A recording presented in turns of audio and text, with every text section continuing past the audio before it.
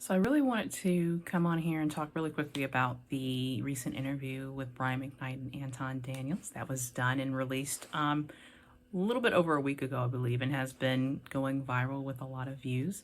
And one thing that he said that really stood out to me, just kind of from a religion, spiritual component, I think is kind of relevant, is the fact that he was pretty clear about really the foundation of his first marriage and really what led up to this current disconnect that's happening within the family system. And as a therapist, I've always been so intrigued with family dynamics and some of the ways that we relate and connect with each other. Obviously, because I went to school for it, but also because I think there's so many layers and there's so much nuance when it comes to navigating familial relationships. And, as he was speaking, one thing that I thought about was the fact that he really doesn't care what people think of him.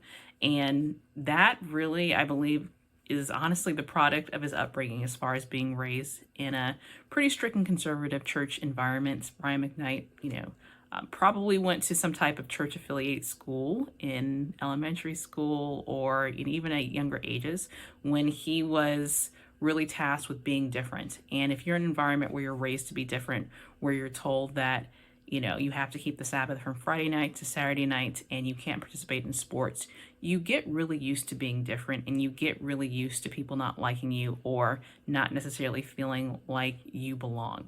And so when you grow up with that experience, you have, I think, thicker skin than somebody that didn't necessarily have to rely on social connections in the same way because you're raised to believe that you're supposed to be different. And so if you're supposed to be different, then you're also I think you have a lot more bandwidth to be disliked because you're raised to be different and you're raised to be misunderstood.